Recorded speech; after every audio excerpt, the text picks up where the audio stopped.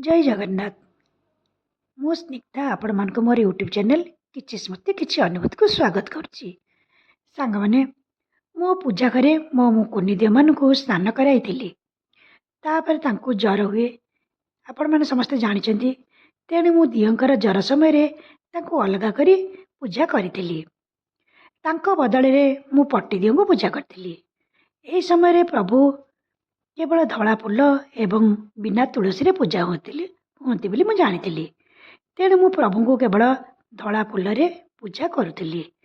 किंतु टीवी रे पट्टी दियंकर ऊपर चढ़ा जाइतिबा रंग बेरंगर फूलमाला देखी मु पट्टी दियं को मो बगीचारू आनी रंग बेरंगर फूल रे सजाई थिली।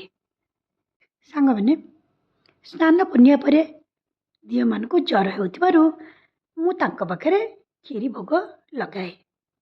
तथापि मु उखुड़ा कदली चकटा भोग लगाए।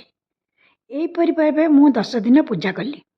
तापरे मु टीवी रे दियंकर औषध प्रस्तुति विषय जानीदेली। से मोर जन सांग ज्योत्ना से राउरकेलारू मो पाई 10 मूल औषध पठाई। सांग मैंने आपण मैंने तो जानते औषध सब पिता, किंतु आम दिह भारी मिठा प्रिय। तेणु मुझे औषध को मिठा करने मुझे 10 मूल किछि नबात गुड़ महू गुजराती गोलमरिच आदि पकाई प्रस्तुत करी।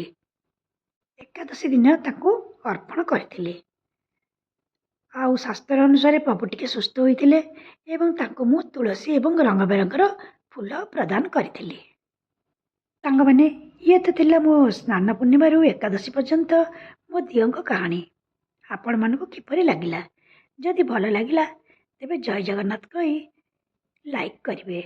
रहिली आपण माने समस्ते खुशी रे रहंतु। जय जगन्नाथ।